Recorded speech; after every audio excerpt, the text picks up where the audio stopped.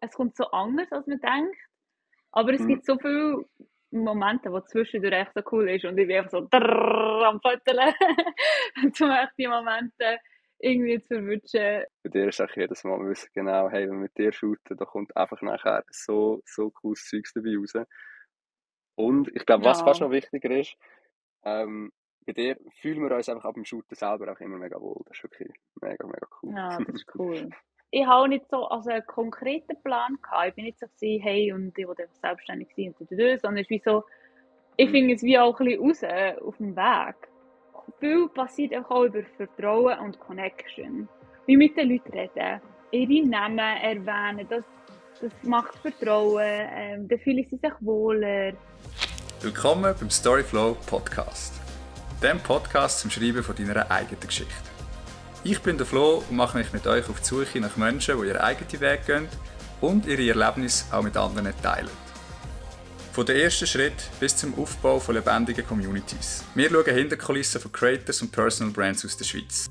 Finden heraus, was sie antreibt und wieso sie sich für so ein Leben entschieden haben. Wir reden aber nicht nur über ihre persönlichen Hintergründe, sondern auch darüber, was es heisst, seinen Alltag in den sozialen Medien zu teilen. Wir wägen die Möglichkeiten und Tücken von den verschiedenen digitalen Plattformen ab, geben praktische Tipps zum Content kreieren und schauen uns an, was es wirklich braucht, um seine eigene, authentische Stimme zu finden. Also, bist du ready, um deine eigene Geschichte zu schreiben? Dann wünsche ich dir ganz viel Spass bei dieser Folge vom Storyflow Podcast. Herzlich willkommen zu der heutigen Podcast-Folge. Es ist ganz eine spezielle, weil es ist nicht nur die erste Folge, wo wir einen externen Gast, also niemand aus unserem Team dabei haben. Es ist auch die erste Folge, die ich von On the Road mache, direkt aus unserem mobilen Zuhause. Für die den Podcast also mit Bild schauen, sehen gerade mal mein tolles Setup mit Blick von unserem Wohnzimmer hinter der Küche.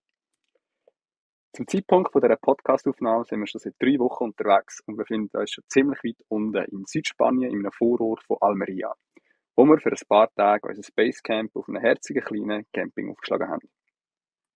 Ich würde sagen, dass wir uns schon ziemlich als Leben auf unseren rollenden 12 Quadratmeter gewöhnt haben. Auch von unterwegs her arbeiten funktioniert erstaunlich gut und es freut mich besonders, dass ich jetzt auch das erste Mal eine Podcast-Folge von unterwegs her aufnehmen kann. Mein erster Gast ist Sulamit Eschmann aus Oberkolm vom Kanal Suli Photography. Suli ist also Fotografin und zwar für uns ganz besondere. Einerseits sind wir wirklich riesige Fans für ihren Bildern und ihrem Stil. Nicht umsonst haben wir sie für unsere zivile Hochzeit in Aarau und auch unsere grosse Festa in Italien als Hochzeitsfotografin gebucht und auch ein Newborn-Shooting mit ihr gemacht. Andererseits gehört sie genau zu den Creators in der Schweiz, die uns mit ihrer frischen und ehrlichen Art auf Insta auch selber immer wieder dazu motiviert und inspiriert, aktiv zu sein und unsere Erfahrungen zu teilen. Ich rede mit ihr über ihre Faszination für spezielle Lichtstimmungen und fürs Einfangen von echten Emotionen. Über ihre Liebe fürs Analoge, über den anspruchsvollen Job und den Druck im Hochzeitsfotografie-Business und auch darüber, wie wir Creators uns gegenseitig mehr in unserem Arbeiten unterstützen können.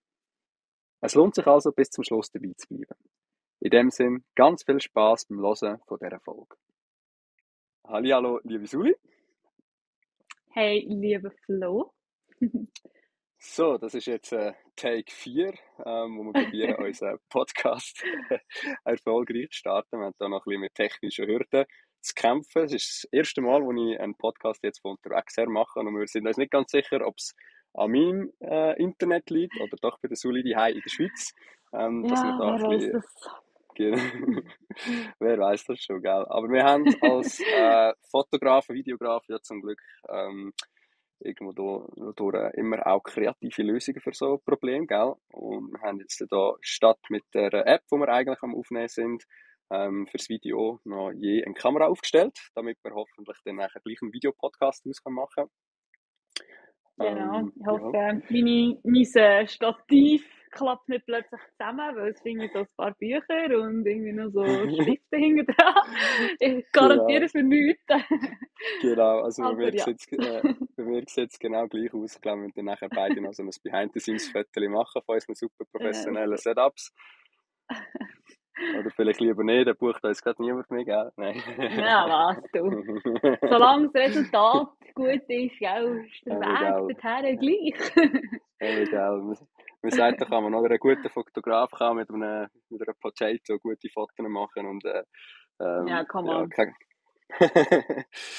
So, also, hey, aber dann finde ich es gleich mega cool, dass wir uns die Zeit jetzt können nehmen können. Suli, du bist die erste richtige Gast in meinem Podcast. Bis jetzt habe ich ja nur mit meinem Team Yay! reden. Und ich finde, das ist eigentlich recht passend, weil du bist schließlich auch etwa die letzte Person gewesen, die wir noch gesehen haben, bevor wir auf unsere Reise los sind. Also wir haben wirklich am Tag vor unserer Abreise mit dir nochmal ein Shooting gemacht. Yes, Nachher haben wir so nur cool. noch den Meli ihre Eltern gesehen, aber ja, darum finde ich das Oh. sehr passend. Voll. Und das ist ja nicht das erste Shooting, das wir gemacht haben. Also wir sind da mit unserem Erwin im Zack und Pack, also die Meli und Ella natürlich dabei, zu der in die Region gekommen. Und haben wir dort noch wirklich ein mega cooles Shooting gemacht. Gar nicht mal so lang, wie lange sind wir da gewesen? Ja, eine halbe Stunde, ja. Eine halbe Stunde, Würde gell? Ja. sagen. Mhm. Ja. Hurti. Horti. Vor allem mit Kleinkind, gell? Mit der Ella haben wir irgendwie gemerkt, dass Ja, die da 30 willst du gar Minuten nicht dann... länger vielleicht. Ja, willst du nicht länger, kannst nicht länger. Und Ja. hey, aber du hast uns ja jetzt die Fotos geschickt, wenn letzte Woche, gell? Und hey, es ist im Fall so krass, gell? Also, Melli hat während dem Shooting und dann nach dem Shooting ganz gesagt, ich weiß nicht, ob es so gut gegangen ist, weil eben die Ella hat halt so Ja. viel irgendwie einfach gemacht, was sie macht, oder? Und wir haben uns gar Mhm. nicht so können aufs Shooting konzentrieren und ich hoffe, die Zuli hat etwas können machen und es ist nicht so mühsam gewesen. Und ey, nachher die Fotos, die du geliefert hast, ey, so cool, also wirklich.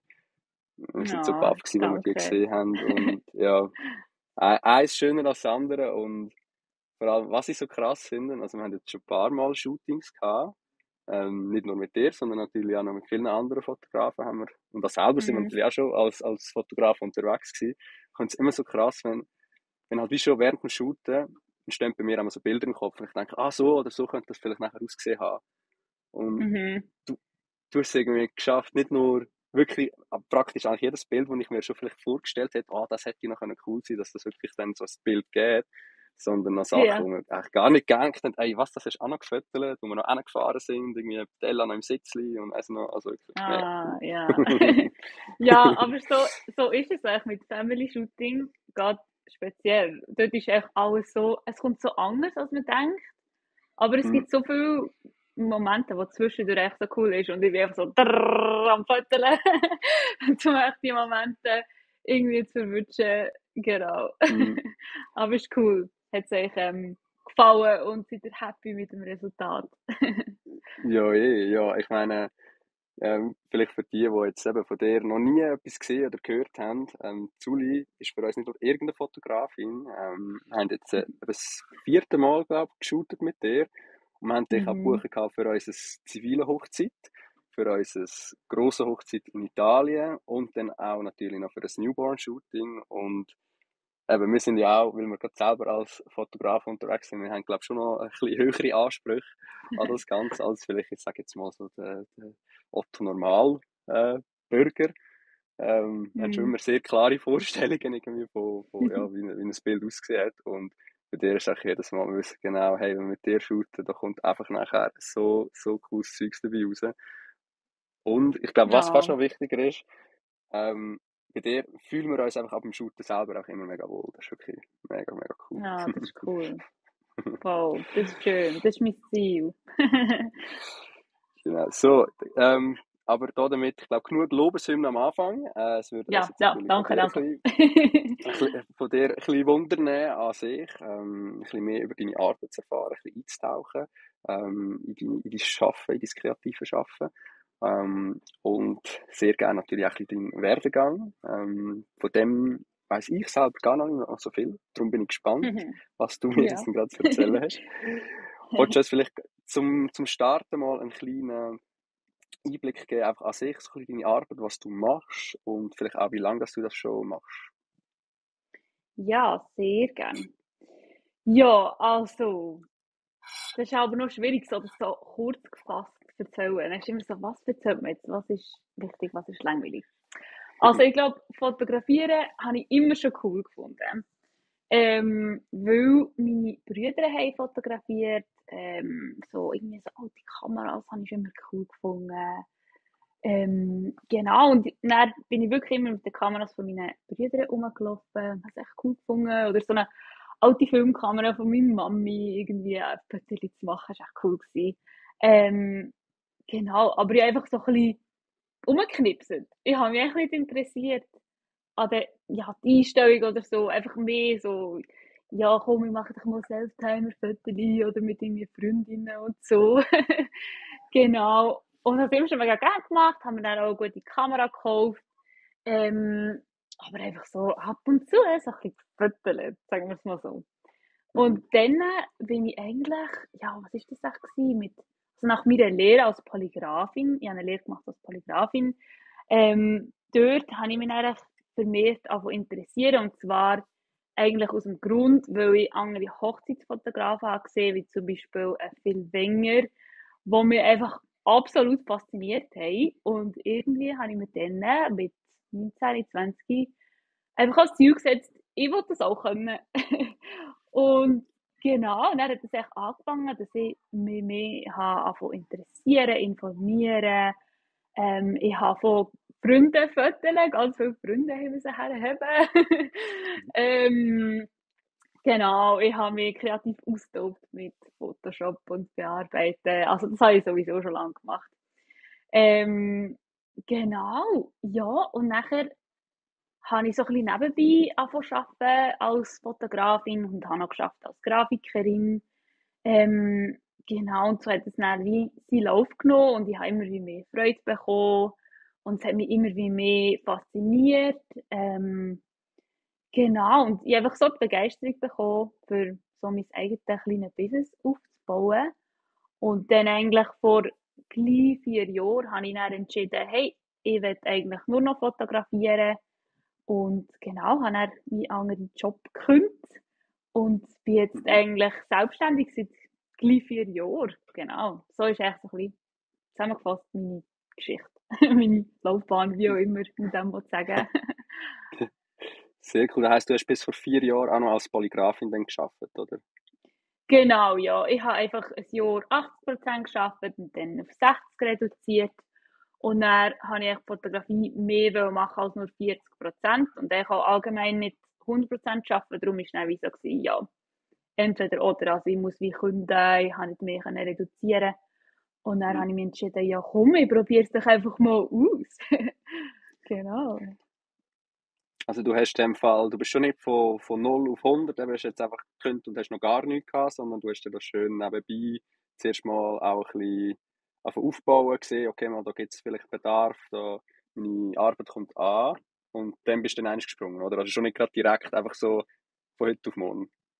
Ja, voll. Also mein Ziel am Anfang war eben sowieso, aha, ich will eigentlich 60% arbeiten und nebenbei 40% als Fotografin arbeiten. Ich habe mir wie gedacht, das ist perfekt. Und Mhm. nachher habe ich gemerkt, was so weit war, nein, es ist echt nicht perfekt. Es ist mir zu viel und es ist ein Hin und Her. Und ich will mehr Zeit für meine Fotografie haben.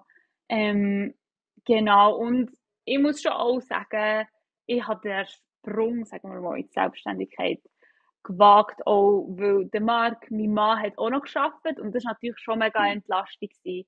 Weil viele sagen dann, ja, krass, hast du das gewagt und so. Und ich muss sagen, ja, wenn wir zusammen beide verdienen, ist natürlich schon eine Entlastung und ich habe mir nicht müssen 4'000 Franken pro Monat auszahlen. Ich habe dann vielleicht mit 2'000 gestartet und dann genau habe ich viel weniger einen Druck auch gehabt, den Schritt auszuprobieren. Mhm. Mhm.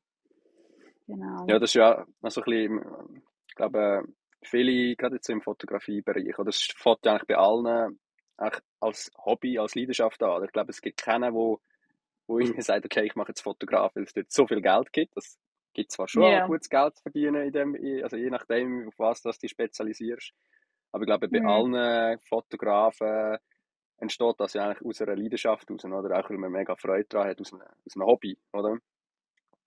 Ja, mega. Und ich habe auch nicht so also einen konkreten Plan gehabt. Ich bin nicht so gewesen, hey, und ich will einfach selbstständig sein und sondern es ist wie so, ich Mhm. finde es wie auch ein bisschen raus auf dem Weg Mhm. dazu.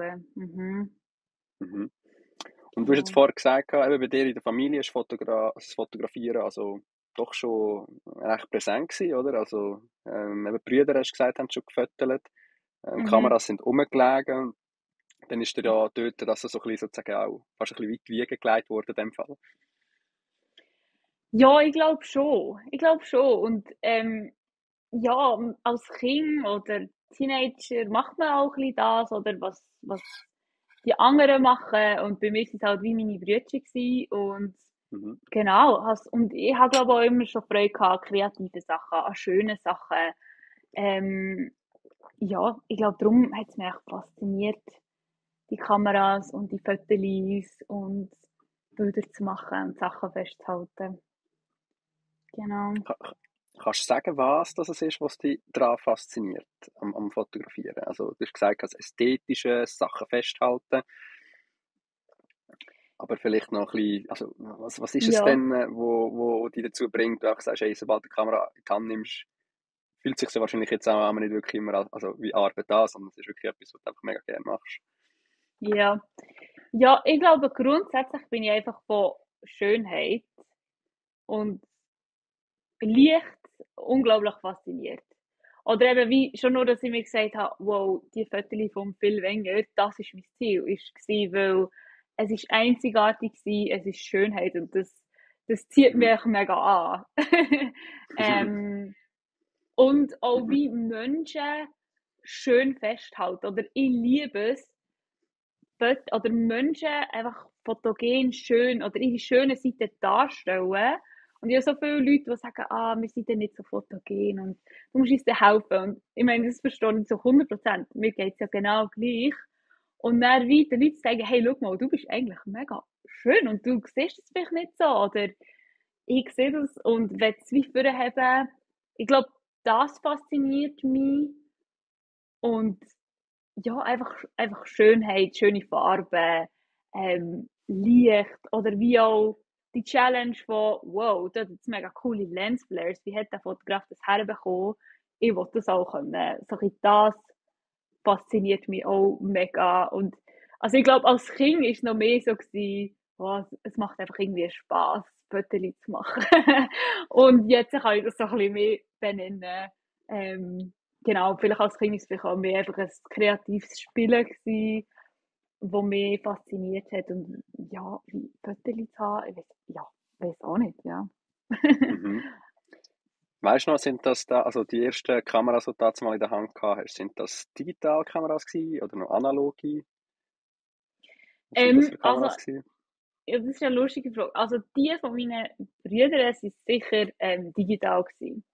Und, aber es gibt eben so eine lustige Geschichte, wo meine Mama hat noch eine analoge Kamera hatte. Ich weiß nicht warum, aber sie hat noch eine gehabt und ich habe sie mal mitgenommen in ein Museum Mhm. mit der Schulklasse. Und es hat mir so viel Freude gemacht, dass ich echt den ganzen Film durchgeknipst habe. Ich weiss noch, dass sie mega angepisst war und so gesagt hat, das ist im Fall mega teuer und so, der Film.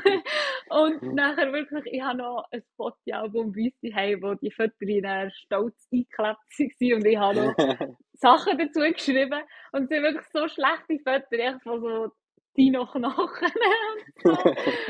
Oh Mann, es ist wirklich so schlecht fotografiert, aber ich weiss noch genau, es hat mir so Freude gemacht, echt einen Film durchzuknipsen. Ja, Ja, so genau, cool. aber nachher ist es eigentlich schon digital gewesen. Genau. Das ist so lustig. Es erinnert mich gerade an die Geschichte, also ich mag mich erinnern, an unserem Hochzeit, in Italien, und da haben wir ja auch analog, also die Einwegkameras verteilt unter den Gästen. Mhm. Ähm, genau, wo es dann echt darum gegangen ist, dass dann, also immer so gruppenweise haben wir die alle ihnen verteilt und gesagt, ja, dann einfach so ein paar Momente festhalten, und dann ist sicher noch spannend zu sehen am Schluss, wenn wir sie entwickeln lassen, was ist denn da überhaupt gefotogt worden. Weil das ist ja auch Ja. so ein bisschen beim Analogfotografieren noch cool, oder? Weil man so eben nicht gerade sieht, was entsteht, sondern erst so ein bisschen im Nachhinein. Und da ist Mhm. immer so ein bisschen ein gespanntes Erwarten, oh, was ist echt überhaupt alles so aufgenommen Oh worden? ja. Oh mein Goodness. Ich liebe Ja, es. und das Lustige war, wir haben, ich weiß gar nicht, wie viele Kameras es waren, ich glaube etwa 5 oder so. Bin mir gar nicht sicher. Auf jeden Fall hat mein Neffe, der Leandro, der war dazumal 4, 5 gewesen, hat er mega Freude gehabt an diesen also Einwegkameras, und hat dann, glaube, also nicht übertrieben, also das Gefühl so 60-80% der Fotos der durchknipst. Ah, wirklich? Ich kann mich nur noch erinnern, dass er das Gruppenbild dann ja noch gemacht hat. Ja, Mit der das analogen. ist So das ist herzig. eben auch so lustig, weil das Foto, das ist ja auch eines von unseren Lieblingsfotos, also das, was du gemacht hast, wo er dort steht mit dieser Ja, Analogkamera und uns, also die ja. ganze Hochzeitsgesellschaft so fotografiert. Und wir sind gedacht, so Aha. cool, wir sind so gespannt auf die Fotos, die er dort gemacht hat. Und er hat Aha. einfach nicht abgedrückt. Ah, Also er hat nicht wirklich? Oh abgedrückt, es gibt je. das Foto gar nicht, es gibt einfach das Oh von dir halt. nein. So. Ah. So nervös gewesen oder so Freude gehabt, dass er da gar Genau, nicht dran wahrscheinlich, gedacht hat. wahrscheinlich. Beim Auf Durchschauen, jeden Fall. oh. Ja, voll. Aber ja, das ist so lustig. Und auch Je. nachher die Fotos, die wir entwickelt haben, weil es ist halt alles, musst du dir vorstellen, aus der Perspektive eben von einem 4-, 5-Jährigen. Hey, so Das heisst so, legendär.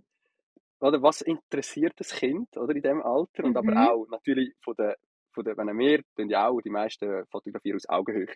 Und bei ihm ist aber Ja. Augenhöhe einfach auf der Höhe von allen unseren Erst gewesen. Also du hast auch sehr viel einfach Leute aus der Hochzeitsgesellschaft, wo du den Kopf abgeschnitten und immer schön so, okay, das ist der Arsch vom Onkel, Oh das ist der mein Gott. Arsch. Du solltest so Also ein wenn, Kunstprojekt aus dem machen, irgendwie. So wirklich, eine also Ausstellung. Eine äh, Hochzeit aus der Perspektive äh, von einem Vierjährigen. ja, Vier, ja, also wir nice. haben es mega lustig gefunden, Oh mein wirklich mega Gott. lustig. Ja, Nice. So cool. ja, voll. Nein, ich bin jetzt nur gerade daran erinnert. Und ich habe echt die Frage auch gestellt, weil es ist noch spannend, oder, wenn man sich jetzt deinen Feed auf Instagram anschaut und dort mal so ein bisschen durchscrollt. Ich finde das ist immer auch so spannend, gerade bei Leuten, die schon länger auf Insta sind. Ich meine, du postest auch recht viel, oder? Das muss man relativ lang scrollen, oder? Also bis man dann Mhm. vielleicht mal an den Anfang kommt. Hast du Aber es geschafft? es ist ja, nein, ich muss zugeben, ich habe es nicht geschafft. Gar nicht probiert, ja, besser nicht. Es sind wirklich, du bist ja sehr, sehr aktiv, aber was ich eben dort einmal spannend finde, wenn man das macht, du siehst ja dann immer auch ein bisschen so ein bisschen die Entwicklung oder zumindest auch, wie sich vielleicht ein Hm. Stil entwickelt oder verschiebt und ja, Mhm. ich glaube, eben, wir haben jetzt einen Audio-Podcast und ich hoffe, alle, oder ja, wo jetzt das hören, können dann hoffentlich mal schauen, was du für Fotos machst. Aber ich finde schon, du hast einen sehr einen eigenen Stil. Eben gerade auch, du spielst ja viel mit dem Analogen auch, oder? Also bei Mhm. unserer Hochzeit hast du ja tatsächlich auch noch eine Analogkamera selber dabei gehabt, wo du auch noch Fotos gemacht hast. Und die gehören auch Yes. mit zu unseren absoluten Lieblingsfotos, die dort dabei entstanden sind. Aber auch sonst vom Bearbeiten her, du lässt es ja oft also ein bisschen so wirken, als ob du mit Hm. der Digitalkamera, also mit der Spiegelreflex, oder, ja, dass du mit der dann eigentlich die Analog-Fotos oder den Analog-Look entstehen. Ist Ja. das, was ist das, was dich vielleicht an dem Analogen also so fasziniert? Oder wieso hast du das so ein bisschen zu deinem Stil gemacht? Ja, gute Frage. Also, eben grundsätzlich bin ich schon immer so ein bisschen, ja, so gerne so nostalgische Sachen gehabt. Ich bin gerne bei uns in Estrich, gehe durchwühlen nach irgendwelchen Vintage-Schätzen. Und ich weiß nicht, ob es wie auch das ist, was mich so fasziniert. Ähm, und ich habe vor 4 Jahren, nein, vor 3 Jahren, genau, habe ich mal angefangen und ich weiß echt auch nicht wieso. Ich weiß nicht, ob ich es neu mit gesehen habe oder ob es eigentlich wie so eine neue Challenge war für mich, das weiß ich nicht so genau. Aber habe ich angefangen, mal mit Film fotografieren und was mich einfach so fasziniert, ist so, dass eben der Moment, du fotografierst Sachen, du siehst es nicht gerade, du musst ein bisschen warten und dann bekommst du die Fotos zurück. Und es ist echt so, es bedeutet so viel. Sie sind Hm. irgendwie unperfekt perfekt. Es ist eine Challenge, dass wirklich scharf ist, die ganze Sache. Mhm. Die Farben sind so ein bisschen nostalgisch, es ist so ein bisschen körnig. Es ist echt einzigartig. Ich glaube, das ist also ein bisschen, im Digitalen kannst du so viel noch rausholen und das liebe ich auch, verstehe mich nicht falsch. Ich liebe Mhm. es, dass man verkackte Situationen kann aufhauen und so. Also ich liebe diese Vorzüge. Aber irgendwie, es ist halt wie einzigartig, es ist etwas anderes, es ist nicht immer das Gleiche und das ist halt schon ein bisschen mein Ding. Ich probiere so ein bisschen nicht das zu machen, was alle machen, aber gleich nicht so abgespaced, dass es niemand mehr cool findet. Mhm. Mhm. Mhm. Ähm, ja, genau. Und einfach so ein bisschen, ja, das Vintage-Zeug, das finde ich einfach faszinierend. Und echt so interessant, auch einfach mit dem Analogen, eben so das Unkontrollierbare und das Eigene, was das Analoge einfach reinbringt. Ja, beantwortet das deine Frage? Ja, sicher, ja, sicher. Also es ist ja auch oft so, oder? So analog hat in der heutigen Zeit ja fast ein bisschen wieder einen grösseren Wert bekommen, oder? Oder einen anderen Mhm. Wert als digital. Also sei es jetzt in der Fotografie oder auch sonst vielleicht irgendwie bei Schallplatten oder so. Ähm, irgendwie einfach auch, weil es, glaube auch etwas ist, wo langsamer ähm, ist. Also eben, digital ist klar, du klickst tausendmal, oder? Du kannst so oft abdrücken, wie du willst, tak, tak, tak, tak, tak, tak. Mhm. Und kannst da immer auch gerade anschauen, ist gut gekommen, ist nicht gut gekommen. Und eben beim Analogen musst du ja wie gedulden, oder? Du musst ja wie irgendwie, Mega, ähm, ja. und das ist irgendwie, das macht ja auch etwas ein bisschen mit Kunst, oder? Wenn man nicht einfach immer sofort gerade eine Antwort hat. Ja, mega, eben. Und ich liebe so, wie so die Vorfreude, wenn man einen Film Mhm. eingeschickt hat, nachher bekomme ich das E-Mail, so, es ist digitalisiert. Ich so, oh mein Gott. Dann lädst du später runter und dann denkst du so, oh Mhm. Mann, da ist es nicht scharf. Und wow, wie cool ist denn das Bild? Oder auch zum Mhm. Beispiel unsere Ferienfotos machen wir oft einfach mindestens einen Film, den wir irgendwie filmen. Und es ist Mhm. halt schon so, es ist nicht so, es ist nicht einfach ein Handyfoto und das ist 20 davon, sondern du hast einfach ein paar von krassen Momenten. Und du überlegst dir dann auch, soll ich jetzt eins machen? Ist es so Mhm. wichtig, dass ich eins mache Mhm. oder nicht? Und wir haben Mhm. jetzt zum Beispiel auch so ein analoges Fotobuch, wo wir einfach die drucken und einkleben. Das habt ihr, glaube ich, auch angefangen, gell? Habe ich mal gesehen. Ja, genau, ja, Ähm, voll. genau, und das ist echt so cool, weil es ist wie so, oh, weisst du noch den und den Moment.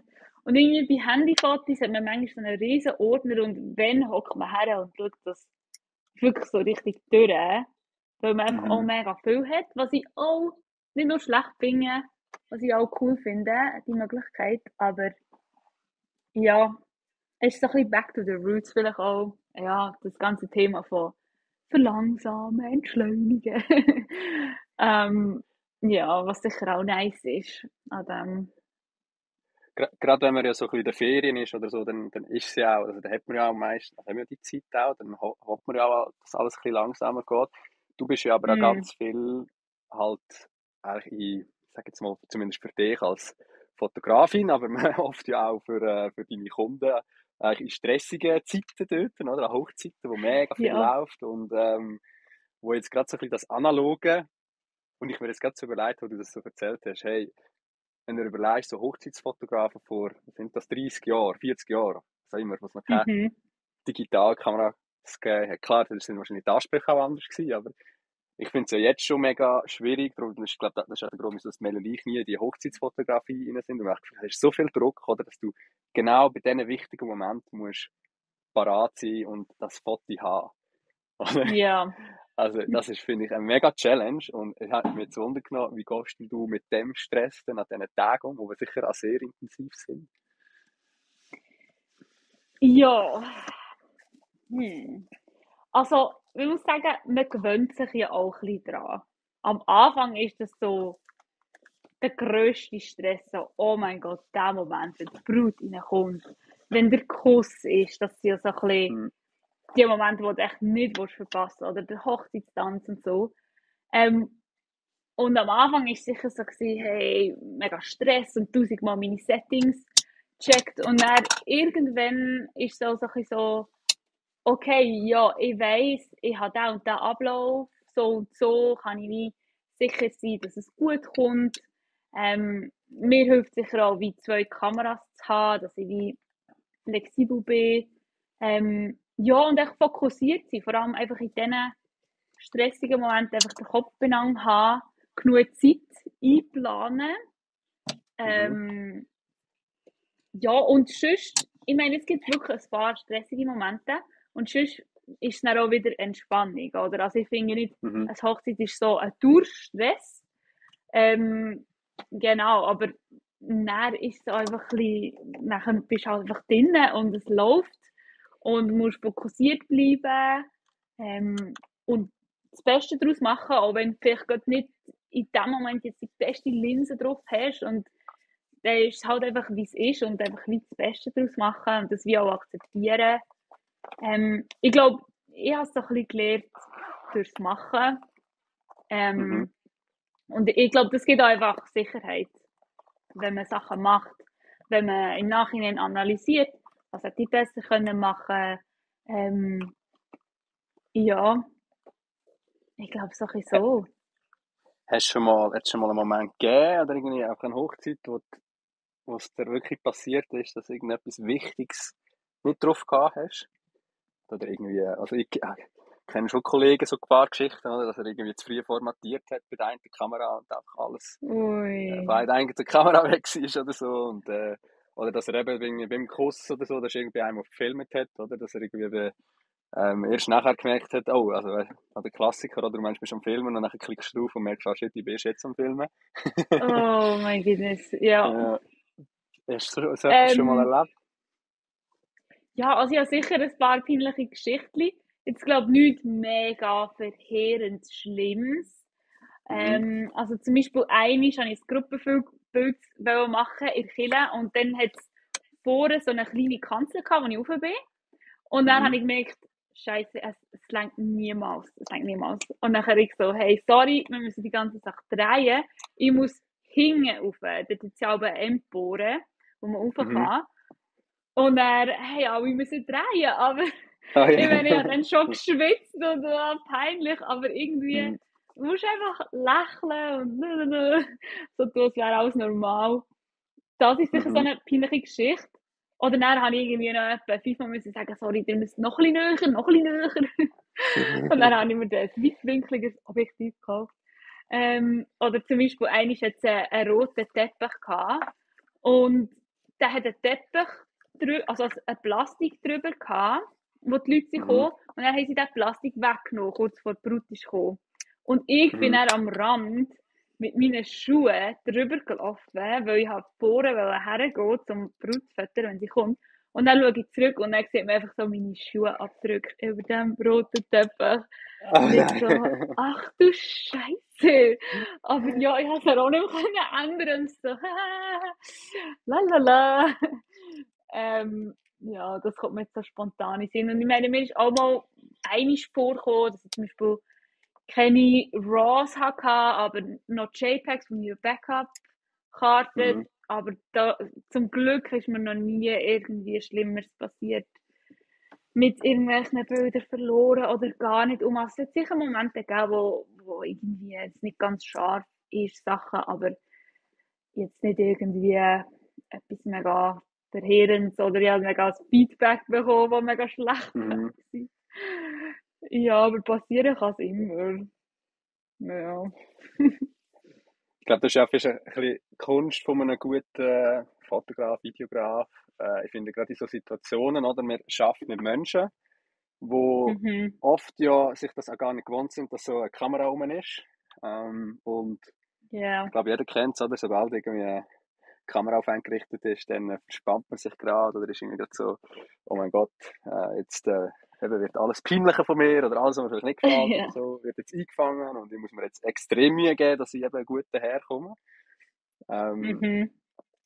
und da hast ja du wahrscheinlich auch etwa die mal so ein bisschen wie, ich weiß nicht, ob es Lampenfieber ist oder einfach so diese Nervosität wahrscheinlich zu tun, oder, von Leuten, wo du merkst, okay, die kommen jetzt in ein Shooting rein oder die kommen jetzt irgendwie, die sind einfach wie nicht gelassen, die sind angespannt und also ich Mhm. kann einfach aus unserer Perspektive, wo wir mit dir zusammen gearbeitet haben, oder? Klar, wir sind schon ein bisschen erfahrener vor der Kamera, aber es ist für uns gleich immer etwas anderes, wenn halt jemand anders fötelt und wenn wir selber uns gegenseitig föteln. Dass wir uns auch wohlfühlen, oder? Dass wir uns einfach können wie darauf einlassen. Ähm, Ja. wie, wie machst du das, also ich muss anders fragen, wie schaffst du das, dass also, du einfach bei deinen, also wenn du fötelst, einerseits immer so entspannt wirkst, oder? Weil das macht ja auch etwas mehr. Man merkt, okay, das Gegenüber beim Fotografieren ist irgendwie nicht selber schon gestresst oder hat irgendwie Mühe oder was auch immer. Ähm, und auch, also du gibst einem so ein gutes Gefühl, weißt du, beim Foto. Einfach immer, du sagst auch immer so in den richtigen Moment so, hey, wow, das hat so gut ausgesehen und irgendwie, du hast so eine Art zu kommunizieren, wo ich sage mal, auch zumindest sicher für uns genauso das trifft, so nicht zu viel und nicht zu wenig. Weißt, es kann ja zu viel sein, dass du immer die ganze Zeit so, hey, wow, super Pose, mega gut, super, super toll und dass man sich wie, dass es zu präsent ist oder der Fotograf oder so zu präsent ist oder dass du gar kein Mhm. Feedback kommst und du dich immer fragst, ja, ist echt das, was wir jetzt hier machen, Oh. gut oder ist es irgendwie, müssen wir etwas anderes machen oder und ich finde, du machst das auch so mega gut, also wie machst du das? Ja, eine gute Frage. Also, ähm, ja, also grundsätzlich sagen viele Leute: «Hey, du musst uns helfen und wir sind dann nicht so fotogen» und so. Und denke so: «Hey, voll okay, ich verstehe das wirklich so gut», weil ich meine, mir geht's genau gleich, wenn ich vor der Kamera bin. Ich meine, logisch habe ich vielleicht ein bisschen mehr Erfahrung, aber ich bin dann gleich so: «Hey, du musst mir sagen, was ich machen muss, wo sollen meine Arme her?» Und genau, ich bin ein Mensch, der das wie braucht und darum kann ich mich, glaube ich, auch gut einfühlen in die Menschen und verstehe es mega und kommuniziere auch, hey, ich erwarte das null. Ich habe lieber Menschen, die natürlich sind, als Menschen, die ultra Model-Erfahrung haben, weil die kommen dann so in einen Posing-Modus rein, wo sie dann auch wie gar nicht vielleicht im Moment sind, wo ich mehr dann muss sagen, hey, konzentriert euch aufeinander, entspannt euch, habt Spass und denkt nicht zu fest, wie sehe ich aus. Ähm, genau, und dann, wenn es ins andere Extrem geht, probiere ich halt wie einfach nicht einen Druck aufzubauen, sondern locker und entspannt zu behalten und genau, einfach irgendwie mit so ein bisschen Icebreaker-Posen. Zum Beispiel laufen einfach mal, die können einfach mal haben. Einfach so ganz entspannt und nicht schon irgendwie da machen der Handstange oder irgendwie. Einfach so Sachen, die so mega sich Mhm. ausgestellt fühlen. Zum wie auch, ich glaube, ja, viel passiert auch über Vertrauen und Connection. Wie mit den Leuten reden. Ihre Namen erwähnen, das macht Vertrauen, dann fühlen sie sich wohler. Das probiere ich anzuwenden. Ich probiere auch ein bisschen rauszuspüren, sind sie eher extrovertiert oder introvertiert. Und wenn sie jetzt sehr introvertiert sind, genau, dann mache ich ein bisschen andere Posen, wo sie sich wohler fühlen. Und was ich auch mega gemerkt habe, ist, und das muss ich auch noch weiterhin lernen und üben, wie die Nervosität nicht auf mich übertragen. Zum Beispiel, wenn ich wie merke, hey, es kommt nicht so viel Response, ich weiß nicht so, finden sie es gut, was ich mache, oder wenn ich merke, sie sind mega, mega nervös, wie selber nicht nervös werden.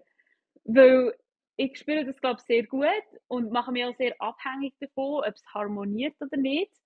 Und dann merke ich es eher negativ, wenn ich nicht das Gefühl habe, oh mein Gott, sie sagen jetzt, ja voll, es ist super, dass ich dann wie verunsichert werde.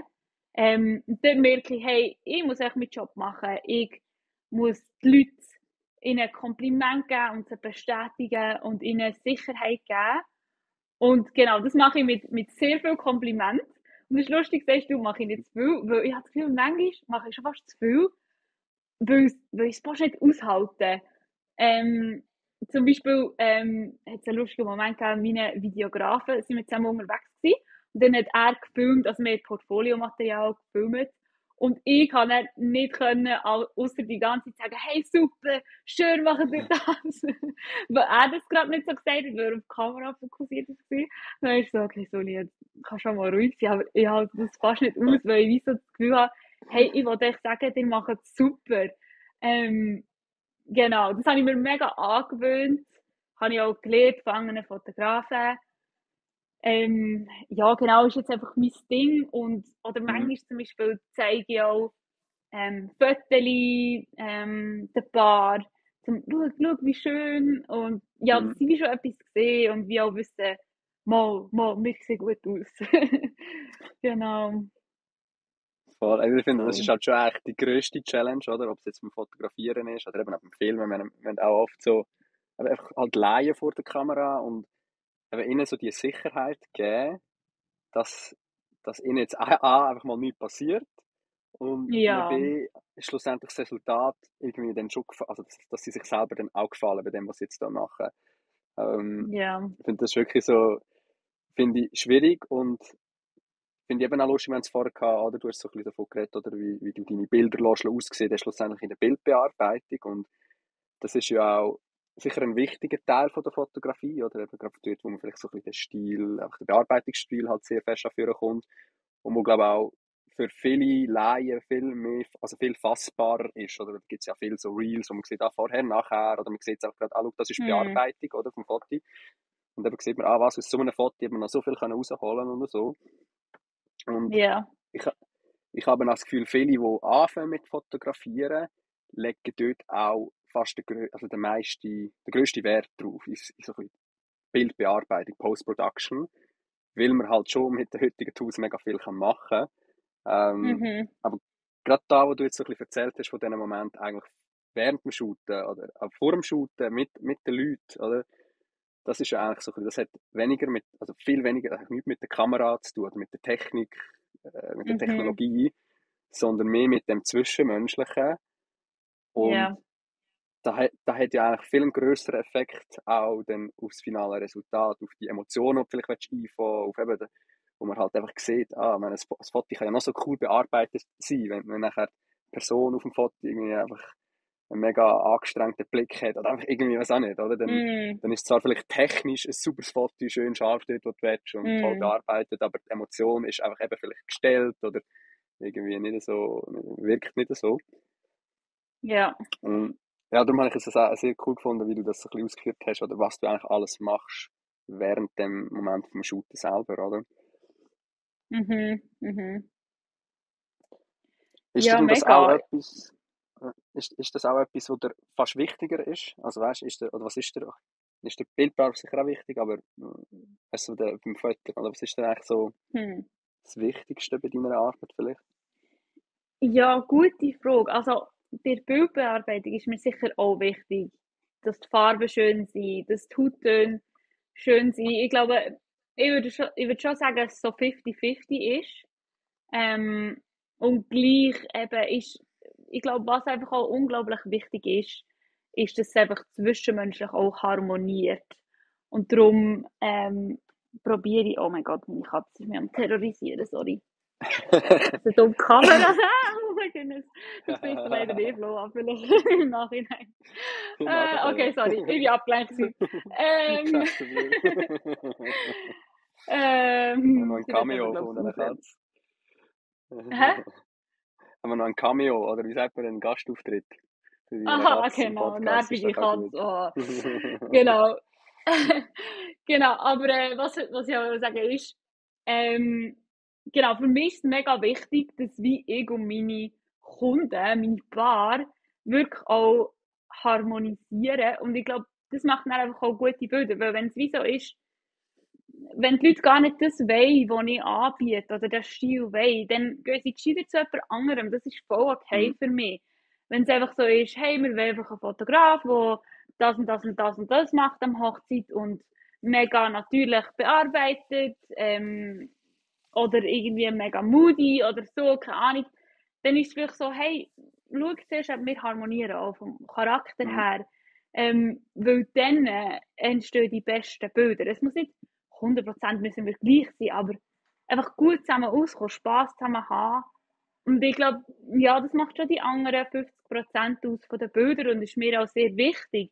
Aber ich tue nicht irgendwie nur sagen, hey, ich tue nur Paar fotografieren oder Hochzeiten. Ich bin mega offen für verschiedenste Sachen, wie eben zum Beispiel mal Stillfotografie oder irgendwie vielleicht auch Produktfotografie oder eben Hausgeburt. Das ist echt voll verschiedene Sachen, aber wenn wie so die Vision stimmt, dann finde ich es mega cool und ich glaube, dann kommt es einfach auch für beide mega befriedigend raus. Ja, und darum, das ist mir schon sehr wichtig und probiere ich auch wie zu kommunizieren. Oder ja, über Insta, über meine Webseite. Ähm, Mhm. ja, dass wie schon die Leute merken, hey, Vibes oder Vibes nicht. Und ja, dann ist es einfach so viel einfacher, als wenn ich mir Vorstellungen grundsätzlich mega auseinandergehen. Ja, voll. Sehr cool. Du hast mir gerade das perfekte Stichwort eigentlich geliefert, um vielleicht so ein bisschen, wie sagt man, so ein bisschen einen Gear-Change zu machen. Und zwar, Ja. wir haben jetzt viel über die Fotografie geredet und so ein bisschen über einfach so deine kreative Arbeit, wie du das Ganze machst, was dir wichtig ist. Und du hast jetzt Mhm. Insta angesprochen. Und ich finde, das ist schon noch spannend, oder? Ich meine, Instagram, wenn wir jetzt auch mal bei Instagram als Social Media Plattform bleiben, das ist ja ursprünglich wirklich so die Plattform gewesen für Fotografen, oder? Also, wenn man vor 10 Jahren auf Insta ist, also der Zeitpunkt, wo ich vielleicht das erste Mal drauf bin mit der Meli und wo man so ein bisschen unterwegs ist, dann ist wie klar gewesen, okay, es gibt auch ganz viele coole Accounts von Fotografen und wo auch so, ob es jetzt Hochzeitsfotografen sind, Landschaftsfotografen, aber wo man vor allem wirklich so ein bisschen seine Arbeit gezeigt hat, oder? Also, man hat Mhm. wirklich wunderschöne Feeds gehabt, ganz tolle, also wo du auch gerade auf einen Blick siehst, okay, das ist so ein bisschen der Stil von dem Fotograf, oder? Ja. Und wenn man jetzt ein bisschen über 10 Jahre, ich weiß nicht, wie lange du auf Insta bist, aber es hat sich ja schon mega gewandelt. Und Ja. was ich bei dir oder bei deinem Account dann wirklich auch spannend finde, eben gerade weil du Fotografin bist, mir ist halt so ein bisschen aufgefallen, viele Fotografen, die verfluchen ja auch so ein bisschen die Entwicklungen und haben Mühe, weil eben ursprünglich ist halt Insta mega, also für sie da gewesen, dass man einfach seine Arbeit präsentieren, sein Portfolio zeigen und that's it. Und mit dem Mhm. hat man Erfolg gehabt, ist auch gut gesehen worden und ist auch ein toller Weg gewesen, um auf seine Arbeit aufmerksam zu machen. Und das, was du jetzt machst, eben sich vielleicht mal vor der Kamera zeigen, oder du machst auch viele Stories, also man sieht dich, man sieht natürlich sehr viel von deiner Arbeit, aber man sieht auch dich immer sehr viel. Ähm, Mhm. und das ist, finde ich, eben nicht so selbstverständlich für Fotografen, weil viele Fotografen immer noch Mühe haben, vielleicht selber auch mal vor der Kamera zu stehen. Und ich finde, du hast jetzt das so mega schön angesprochen, dass das eigentlich ja auch gerade für die eigene Arbeit eigentlich mega wichtig und mega Vorteil kann sein, dass man halt den Mensch hinter der Kamera einfach auch schon im Vorfeld mal kennenlernt, oder? Dass man eben sieht, weibet das, wie tickt denn die Person, die dann vielleicht, wo ich dann, also ja, ein Shooting buchen, oder? Und nicht nur Mhm. die finalen Resultate sozusagen sehen, sondern wirklich auch mal den Mensch, oder? ähm, Ja. hast du das, also ist das bei dir so eine bewusste Entscheidung gewesen, hey, ich gehe jetzt auch vor die Kamera, oder hast du das immer schon so ein bisschen gemacht, oder wie ist das für dich so gewesen? Hast du Mühe gehabt mit dem, oder ist das für dich so ein bisschen, bist du natural? Ja, also es sind auch so ein bisschen verschiedene Aspekte. Ich glaube, grundsätzlich habe ich es schon immer gerne gemacht, das zu zeigen, was ich mache, oder Stories zu machen, mein Leben zu teilen, fällt mir grundsätzlich von meinem Charakter her nicht so schwer, würde ich jetzt mal sagen. Was mich sicher auch geprägt hat, ist, dass man viel gehört hat, hey, mach's, oder wie auch, ja, dass ich gelernt habe, okay, es passiert über Connection. Die Leute buchen einem, weil sie sich verbunden fühlen. Also, das ist ja mit allem so. In der Werbung, überall, wenn man etwas verkauft, ist ja echt das Prinzip. Es passiert über Emotionen und man fühlt sich verbunden. Sei das mit einem Auto, mit einem Glacé oder keine Ahnung. Ähm, genau. Man tut nicht sachlich kaufen, man tut emotional kaufen. Und sicher das hat mich auch geprägt, wie ich das Mindset. Genau, und nachher war es sicher auch die bewusste Entscheidung von, hey, ich will eigentlich authentisch mich zeigen über Instagram und auch wenn es mir mal nicht so gut geht. Ähm, ja, weil es mir wichtig ist, weil man oft einfach die Highlights sieht. Und das verstehe ich auch. Das App ist auch so ein bisschen so aufgebaut. Und gleich möchte ich mich verletzlich zeigen, zum Beziehungen knüpfen, zum auch tiefer gehen als nur, hey, schau, ich habe das Elopement gefüttert und eigentlich ist es mir so scheiße gegangen, aber das sagt niemand, oder ja, das sagt man nicht, oder? Und sagt nur, wow, wie cool. Und ja, wie auch jetzt ein bisschen real sein und ja, weil ich das grundsätzlich eigentlich mega cool finde im Leben, mit Leuten tiefer zu gehen, Gespräche zu führen, die über Smalltalk rausgehen. Und durch ihn war es dann sicher schon auch eine Entscheidung und eine Überwindung. Also ich habe nicht einfach mein Gesicht gezeigt, die Story und so, hey, super, ich bin so überzeugt und es ist überhaupt kein Problem. Wenn ich immer noch, wenn ich Stories mache, sage ich so, mal, kannst du bitte irgendwie weggehen oder so. Oder manchmal ist es mir auch gleich, aber manchmal ist es komisch. Aber es war gleich eine Entscheidung gewesen und nachher auch ein aktives Machen. Wie auch der Podcast für mich eine Entscheidung war. Und so ist es so, oh mein Gott. was ist, wenn ich eine Panikattacke bekomme oder so. Ich so, nein, jetzt mach's, du findest es echt cool und es wird einfacher und ja, darum ist es nicht so, hey, ich habe das einfach und mache es einfach. Hey, und by the way, wenn man eine Katze hört im Hintergrund miauen, dann muss ich sie hurtig rausschießen. Wenn sie nicht hört, ist gut, aber Also, nein, will also ich raus. höre bis jetzt nichts. Und, Okay, ja, also, gut. aber Gut, und bei sonst mir ist halt echt dafür, meine Katze eben, raus, die für alle, ja die sicher, zuhören.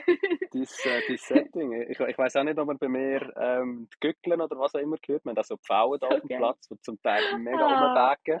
Wo ich gestern eigentlich fast verschrocken bin, weil er wirklich direkt neben dem Fenster irgendwie drauf ist. Und ich dachte, oh mein Gott, was ist das? Oh mein Goodness. Ja, voll. Nein, alles gut. Ähm, Gut. ja, hey, aber sehr, sehr spannend. Ich finde aber gerade so das ist schon irgendwie noch lustig, oder? Insta oder auch Social Media an sich, oder? Das ist ja so ein bisschen, man hat so das Bild und alles ist fake und irgendwie, ich weiß auch nicht, das hat das eigentlich ein mega schlechtes Image, das Ganze. Oder? Also auch Ja. viele, die halt sich zeigen, oder?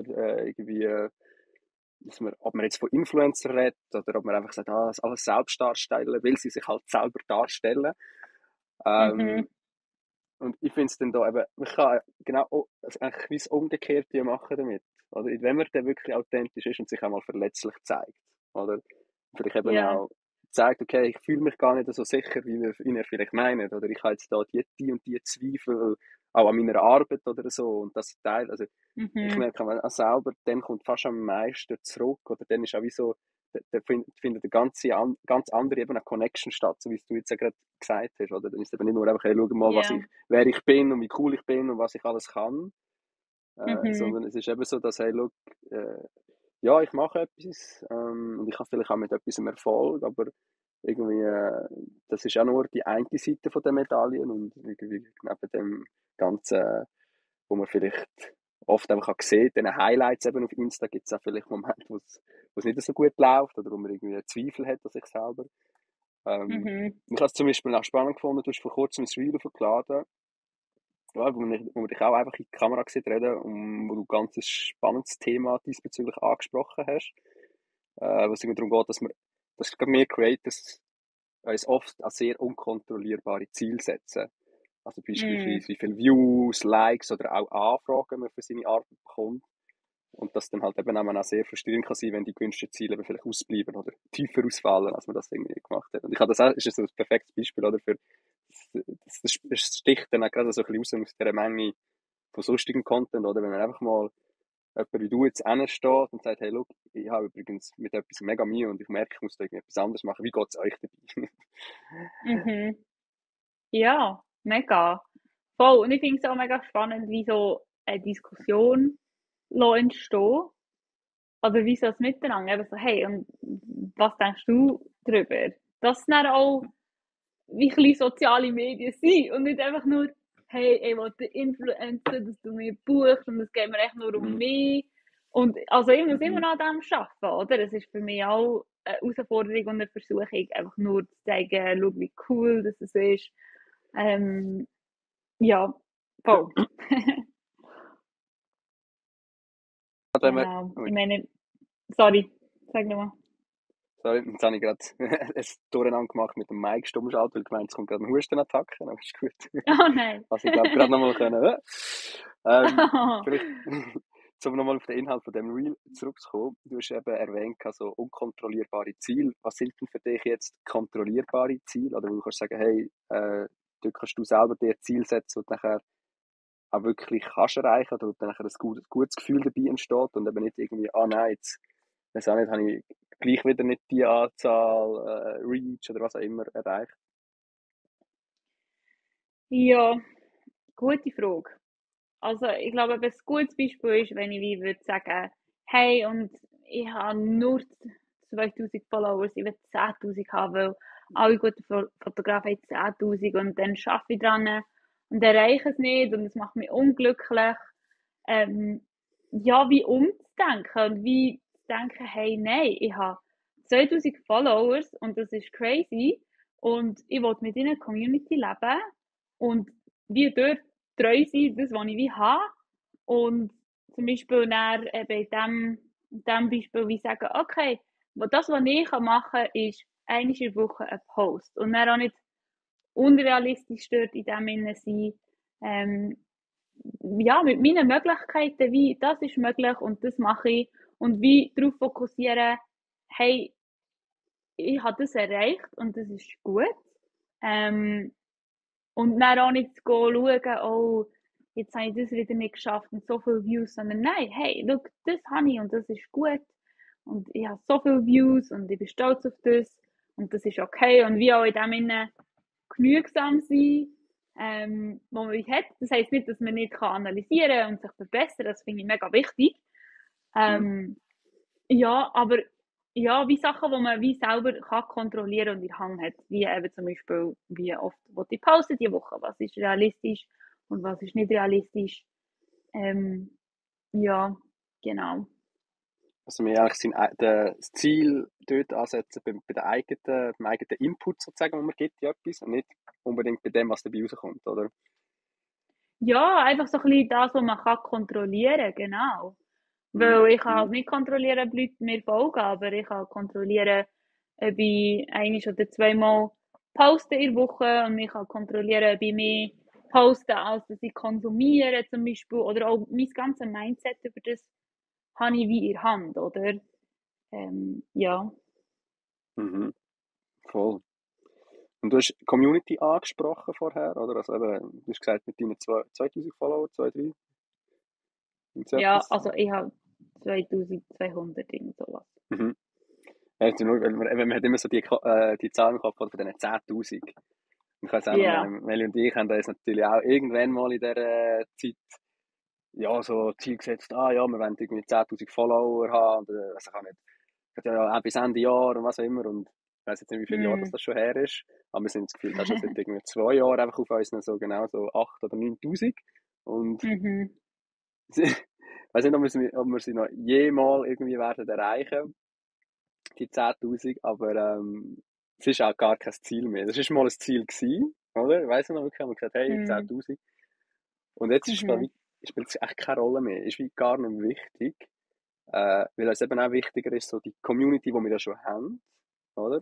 Wo ja gleich, wenn man sich das Mhm. mal überlegt, oder? Ob es jetzt 9.000 sind, ob es 2.000 sind, ob es 1.000 sind. Es gibt gleich irgendwie, es sind ja, ist eigentlich eine mega grosse Zahl von Leuten, die einem vielleicht wirklich teilweise regelmäßig, fast täglich irgendwie ein bisschen Aufmerksamkeit, ein bisschen Zeit schenken, die sich für das interessieren, was man macht. Und wo ja auch immer wieder mega cooles Zeugs zurückkommt, oder? Und wirklich auch Sachen, die sich dann nicht nur digital abspielen, sondern auch wirklich eben dann in die Realität eigentlich dann sich auch abspielen, dass man dann Kontakt macht oder eben mal Sachen zusammen macht. Und ich habe bei dir jetzt eben auch gerade gesehen, du hast in letzter Zeit öfters, auch gerade mit, zum Beispiel mit anderen Fotografen bist unterwegs gewesen, gell? Und wir haben dann Mhm. gemeinsam so eine Fotomission oder so gemacht. Und das ist ja auch Community, oder? Das ist ja auch wieder so, wie etwas, was wir jetzt machen, ist zwar auch wieder digital, aber gleich, oder? Man trifft sich mit anderen Creators, man macht etwas und probiert sich so ein bisschen gegenseitig auch zu unterstützen, oder? Ja, voll. Das ist Gold wert. Ja, und ich habe wie auch gemerkt, es ist wie auch cool, wenn es im kleineren Rahmen bleibt. Eben, wir alle wollen Erfolg haben und die Zahlen und dorthin. Aber es ist wie so, mir ist sich gar nicht bewusst. Ich meine, jetzt, ich habe die Zeit, um allen zurückzuschreiben und vielleicht noch eine Frage zurückzustellen. Aber wenn ich nicht 10.000 Followers hätte und so, dann hätte ich vielleicht die Zeit nicht mehr, um mit dem Einzelnen einzugehen und Beziehung zu leben. Und es ist einfach auch eine größere Verantwortung, je mehr Reach das man hat. Man will zwar den Erfolg, aber man will nicht die negativen Sachen, wie zum Beispiel, es gibt auch mehr Meinungsverschiedenheiten, weil, sorry, ich habe nicht die Meinung, die alle haben, immer. Und Mhm, das ist dann wie auch so, hey, ja, es hat alles Vor- und Nachteile. Und wie, das ist mega das Thema, aber wir wie so einfach eben genügsam sein und das, was man hat, wie wollen. mhm, Genau. Und eben, das, was du noch gesagt hast, wegen Networking, das ist genau auch mega ein Ziel von mir momentan, wie zu networken und echt zu lernen voneinander, Community zu leben, weil es bringt einem einfach so viel weiter. Es läuft alles über Vitamin B und es erfüllt mich auch mega, irgendwie mit den Leuten austauschen, gute Gespräche zu haben. Oder eben, man lernt so viel irgendwie voneinander. Ja, das finde ich mega cool. Voll. Also, das ist eigentlich auch der Grund, wieso ich den Podcast mache. Das ist ja genau das, oder? Ja, so Man ist, cool. also man ist ja oft, wenn man das Gefühl, man ist so ein bisschen allein in seinem Boot, oder man ist auch allein auf seiner, Mm, weiss nicht, da Reise und macht Sachen oder so. Und klar sieht man viele andere rundherum. Und vielleicht gibt, ja, kommentiert man mal etwas, oder man trifft auch wirklich vielleicht mal, oder weil man ein Shooting hat zusammen oder was auch immer. Aber ich habe immer das Gefühl, gerade wir in der Schweiz, das ist so echt genau das, was du jetzt auch machst. Oder zusammen mal auf so eine Fotomission zu gehen, oder irgendwie ein Get-Together, irgendein Event, oder einfach auch mal, ich habe gesehen, du machst also so Face, oder hast du irgendwie aufgerufen zum FaceTimen, einfach mal sich yes. austauschen. Aha. Ja. Und das finde ich so cool, das passiert meiner Meinung nach viel zu wenig. Und könnte echt noch so viel mehr sich auch gegenseitig unterstützen. Ja, mega. Und ich meine, oft hat man dann auch wie so ein bisschen Angst, ja, das ist ja echt meine Konkurrenz und so.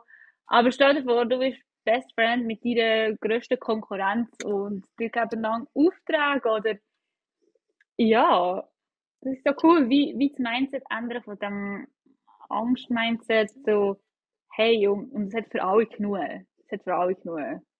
Du bekommst genug. Voll, ähm, voll. ja, und wie Also zusammen unterwegs sind, ja. ich finde das auch immer noch, ich weiß nicht, ob das etwas typisch Schweizerisches ist. Manchmal frage ich mich, ob das ein bisschen, dass man wie Angst hat, dass es zu wenig gibt für alle. Dabei finde Hm. ich immer noch, eben gerade wir befinden uns in so einer tollen eigentlich Lage, dass es halt irgendwie, gerade jetzt im kreativen Bereich, oder noch so viele Möglichkeiten gibt, weil halt eben viele auch Angst davor haben, oder etwas zu machen. Oder sich irgendwie Ja. vorstellen, dass es, ich weiß auch nicht was für crazy Skills braucht, um irgendetwas zu machen. Und ja, es ist ja auch also bei uns eine ganz bewusste Entscheidung gewesen, dass wir gesagt haben, wir wollen uns irgendwie in der Schweiz irgendwie, also dass wir uns auf die Schweiz konzentrieren und gefunden haben, hey, das ist eigentlich schon cool, oder? Es ist Hm. ein kleiner Teich, aber es gibt, also Konkurrenz. Was ist in der Schweiz Konkurrenz? Es könnten noch 10 oder 100 Mal so viele Fotografen, Videografen, vielleicht auch 1000, also auch nicht entstehen. Und es gäbe immer noch für genug Arbeit für alle. Und die Nachfrage steigt ja immer wie mehr. Also ich habe das Gefühl, es ist Ja, noch lange nicht so, dass es voll. übersättigt ist. Und eben auch, wie du gesagt hast, oder? Also stell dir vor, du wärst dann mit dem grössten Konkurrenten oder was auch mit Best Friends und am Schluss könnt ihr zusammen noch drehen oder könnt ihr noch coolere Projekte zusammen machen. Also ich finde, das ist auch genau Mhm. die Einstellung, die man irgendwie sollte haben, ja. Voll. Mega. Und ich meine, Ja. ich muss mich auch immer wieder an das erinnern. Es ist jetzt nicht so, dass ich das einfach so intus habe. Mhm. Es klingt jetzt so glorreich, aber ich meine, ich bekomme manchmal auch Angst oder denke, wieso hat der den Auftrag bekommen? Aber so, hey, chill, es hat für alle genug. Und ich glaube schon, dass die Mhm. Wurzel ist wie so, wow, ich bekomme nicht genug. Es hat nicht genug Mhm. für mich selber Mhm. und dass man dann sich von dem zurückhalten. Ja. Mhm. Cool. Hey, vielleicht so, ein bisschen zum Abschluss zu kommen, möchte ich dort noch ein bisschen einhängen im Thema Community, weil eben, ihr habt irgendwie bei uns mit dem Projekt jetzt, mit dem Podcast, und auch sonst bei Storyflow ja so ein bisschen die Idee, die Community irgendwie ein bisschen stärker oder überhaupt irgendwie eine entstehen zu lassen. Eben Mhm. von so ein bisschen Cool. Creators, die ein bisschen die gleichen Einstellungen haben, eben so da, wo wir jetzt auch geredet haben und sich ein bisschen gegenseitig unterstützen. Und wir stehen von ganz am Anfang, du bist jetzt die allererste, die bei uns in einem Podcast dabei ist, von Yay! extern, und wo ich über das Thema mal so kann mich darüber unterhalten. Was hast du das Gefühl, an was fehlt es denn am meisten? Oder was könnte man einfach also eben, wir haben ja noch so, wir haben fangen jetzt mal den Kompass auf das eingestellt, oder? Wir sagen, hey, wir wollen irgendwie so eine, eben die Community irgendwie stärken oder irgendetwas machen. Und klar, der Podcast ist jetzt ein Mittel dafür, oder? Aber wir sind wie noch so, wir stehen noch so am Anfang und vielleicht hast du uns einfach einen Input, eine Idee oder etwas, wo dir so auffällt, dass du das Gefühl hast, hey, mal dort würde es sich eigentlich mega lohnen, mehr zu machen oder ja, ich weiß nicht, das würdest du dir wünschen von so einer Community vielleicht, oder was es da, ja, ich weiss, keine Ahnung, was dir da irgendwie so etwas in den Sinn kommt, oder? Ja, gute Frage. Also, was ich natürlich immer am coolsten finde, ist schon, wenn man sich wie trifft und austauscht. Mhm. Ähm, oder wie auch, was mir jetzt spontan in den Sinn kommt, am Wochenende habe ich mit jemandem darüber geredet, dass irgendwo in Barcelona oder so gibt es eine Garage, wo Künstler können einfach herkommen und dann machen sie Mhm. einfach random zu zweiten ein Projekt. Also zum Beispiel ein Mhm. Musiker ist mit einem Zeichnungsartist, macht ein wochenlanges Projekt. Mhm. Und wie so die Synergien, oder? Was sich dann ergeben, dass man das irgendwie, ja, einfach so das Networking und irgendwie, ja, Networking, Mhm. Treffen, Austausch, irgendwie einander kann unterstützen, dass man sich findet und Kollaborationen könnten entstehen. Und ich Mhm. glaube, das passiert auch schon am meisten so mit dem 1 zu 1, mit dem Austausch, wenn du Beziehungen eben kannst wie schaffen. Ja, ich weiß auch nicht. Mhm. Vielleicht ja, Networking treffen, connecten untereinander. Mhm.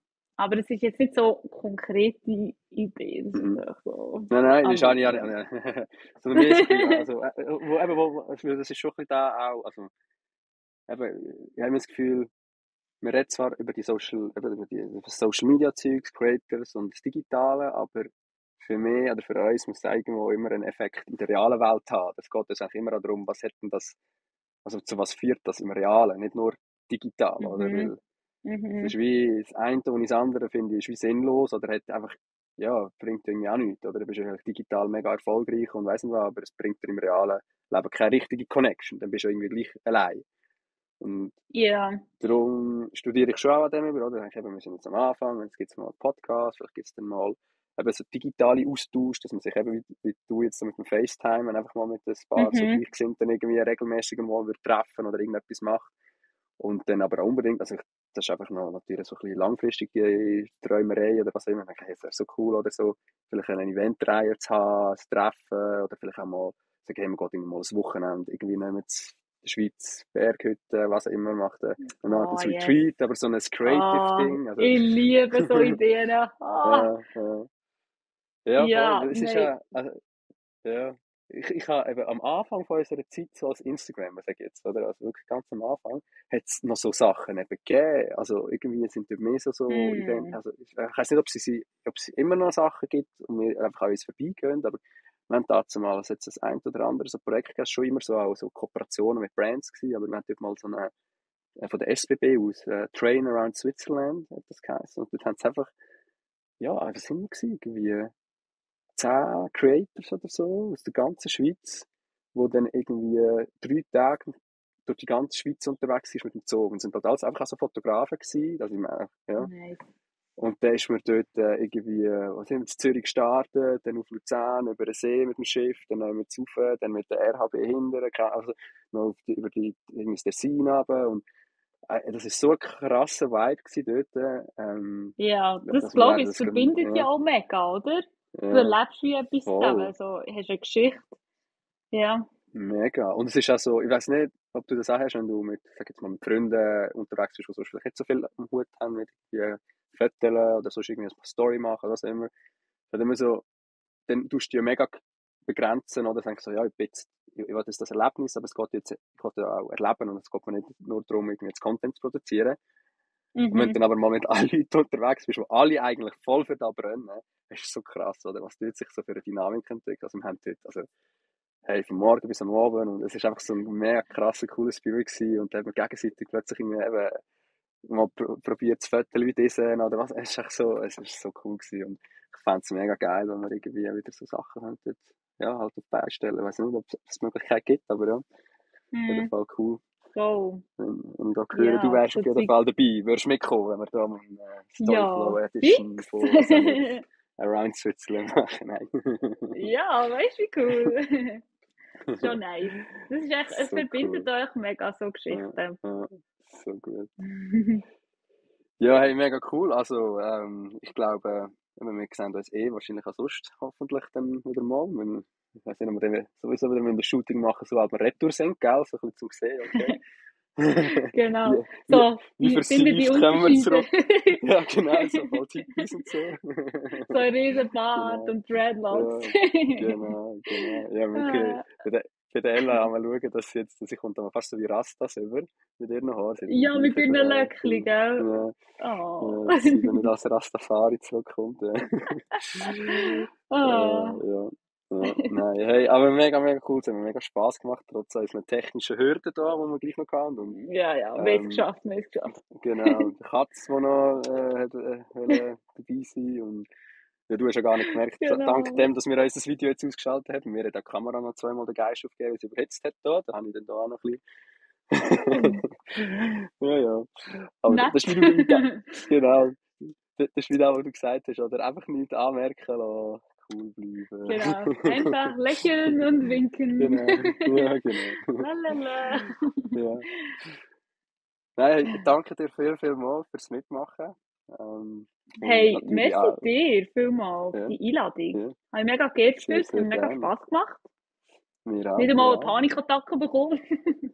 Hey, das ist doch schon mal für das. Wir können es jetzt, wenn wir bei deinem Ziel bleiben, oder? Es geht uns ja nicht darum, wer wie viel jetzt hier zulassen, sondern dass wir eine gute Zeit haben zusammen, dass wir Yes. mal miteinander ein bisschen tiefer gehen können. Für mich ist das schon, was das anbelangt, ein Erfolg gewesen. Aber jetzt, dass jemand so schnell interessiert oder nicht.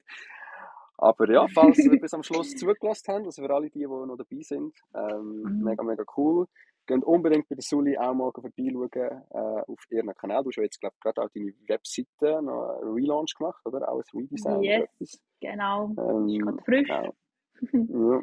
Ja, auch natürlich unbedingt mal schauen. Und ja, eben unsere Empfehlung hast du jetzt schon ein paar Mal bekommen, wenn wir irgendwie ein Couple-Shooting, Hochzeit, was auch immer, dann finden wir, gibt es eigentlich niemand Besseres wie Ja. dich. Sonst hätten wir dich ja auch nicht gebucht, oder? Danke Ja, vielmals. ja.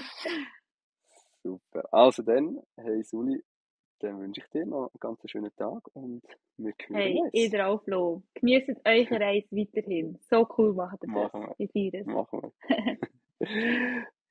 Danke, also, tschüss. Bye!